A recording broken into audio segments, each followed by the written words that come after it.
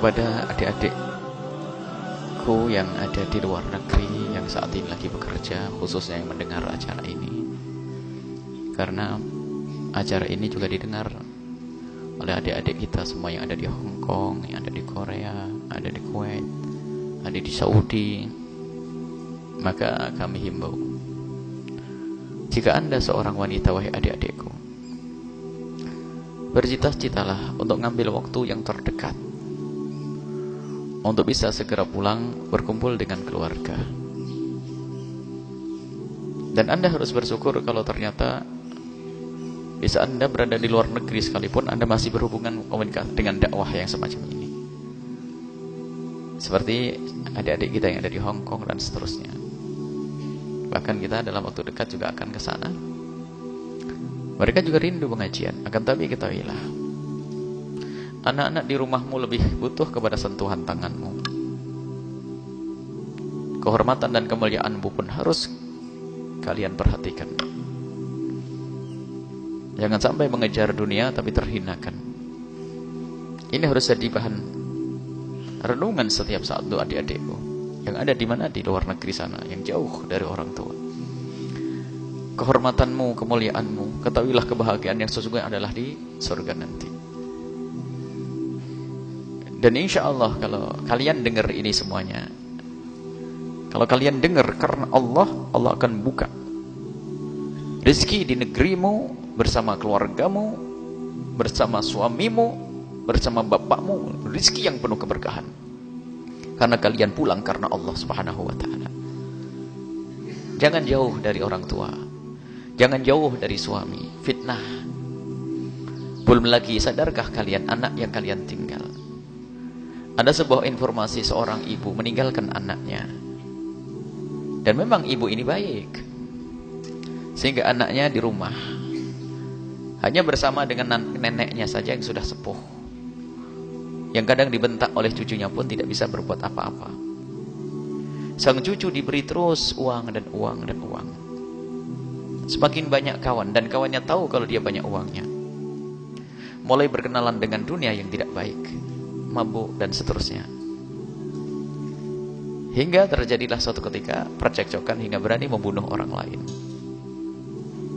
Ibunya ada di mana? Ibunya ada di tempat yang jauh. Bahkan ada seorang anak karena biasa dimanja oleh ibunya dengan pemberian kayak begitu dari luar negeri. Giliran bapaknya, dan ibunya pulang, kan pengaturan ekonominya kan semakin, kalau dulu kan hanya diberi karena mungkin faktor kangen, faktor sayang, faktor rasa meninggalkan anak, jadi duit diberol-berol begitu saja. Tapi giliran ibunya pulang mulai diatur itu sudah mulai protes karena sang anak tidak punya akhlak, tidak punya pendidikan. Sehingga akhirnya apa? Keluarlah pisau, sehingga ditemukan di sebuah kampung, ibunya harus dijahit dengan 12 jahitan. Lihat, pendidikan itu penting, wahai adik-adikku yang sekarang ada di luar negeri. Anak-anakmu ada di mana? Dan bagi yang ada di negeri ini, wahai adik-adikku semuanya, jangan bercita-cita untuk pergi jauh. Adapun adik-adik kita yang ada di tempat yang jauh sana, kita doakan semoga Allah menjaga mereka, iman mereka, akhlak mereka, dan semoga Allah segera kembalikan mereka kepada saudara mereka, kepada orang tua mereka, kepada anak-anak mereka, sehingga mereka segera menemukan keindahan di dalam hidup ini. Dan semoga Allah memberikan kecukupan di negeri ini. Dan ketahuilah, rezeki itu sudah ada jatahnya. Kalau jatahmu 1 juta, ya 1 juta. Jatahmu 10 juta, 10 juta. Baik. Kalau tidak ada jatah, biarpun kau ambil di mana, tetap tidak ada jatahnya. Orang menganggap jatahnya semakin banyak di negeri orang. Oh enggak. Kalau jatahmu 1 juta, di negeri orang dapat 10 juta. Jatahnya 1 juta. Tak-taunya bisa berangkat ke luar negeri dapat jatah 10 juta. Naik. Oh enggak naik. Tetap jatahmu 1 juta. Kenapa?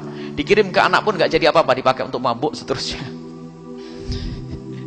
Tetap yang utuh adalah 1 juta. Maka lebihnya itu tetap jadi neraka nanti. Jatahnya jatah sudah. Maka ambillah jatah dengan kemuliaan. Bagi yang ada di negeri, di rumah, wahai adik-adikku semuanya, khusus adik putri, ketahuilah, jual es teh di pasar lebih mulia daripada harus jauh dari orang tua dan keluarga. Pergi ke sawah adalah mulia. Kenapa harus gengsi? Permasalahannya tadi itu, bangga-banggaan, pengen segera punya rumah, pengen segera punya mobil dan motor. Dia mengira bahwasanya kebahagiaan dengan motor. Alangkah banyaknya dan alangkah banyaknya dan alangkah banyaknya percekcokan keluarga setelah terjadi salah satunya pergi ke luar negeri. Akhirnya seperti itulah, perceraian, permusuhan, pertentangan, dan yang ngadu kepada kami bukan 10-20 orang, kalau dihitung mungkin ratusan, bingung membuat jadwalnya nanti. Jadi apakah tidak belajar dari yang demikian itu? Jadi ada, karena apa? Mohon maaf, suami misalnya kerja jauh, istri di rumah, sementara istri ada prasangka-prasangka, atau sebaliknya istri di luar negeri jauh, suaminya dapat uang saja, dia punya syahwat, punya hawa nafsu dan seterusnya, lalu terjadi pelanggaran dan sebagainya, dengar informasi, berantem semuanya. Kebersamaan harus kita utamakan, keindahan dalam hidup ini. Ini adalah nasihat umum. Akan tapi siapapun di antara adik-adik kita yang sudah terlanjur pergi ke luar negeri, ke sana, ini ada di antara mereka yang dengar saat ini, dengar adik-adikku, dan mereka juga mendengar streaming langsung, lihat dengan di televisi, bercita-citalah, niat untuk kembali segera untuk bisa melihat orang tua dengan modal apa adanya saja. Mulialah, bergabung dengan tempat mulia. Allah akan buka rezeki di rumah, dekat dengan orang tua. Yang di rumah nggak usah pergi ya. Ini nasihat lebih penting lagi daripada yang tadi ini. Karena apa? Ini sudah umum ya. Pergi, nggak mikir. Sebab keindahan itu adalah bertemunya hati, bukan dapatnya duit. Kadang banyak duit, banyak berantem. Ada. Kita pengennya ada duit tetap indah. Belajarlah dari kenyataan kiri kanan kita. Permasalahan adalah orang tidak mau belajar, tidak menggunakan akalnya, tidak digunakan untuk merenung. Lihat problem-problem tetap saja nyantai. Pengen cari duit Allah.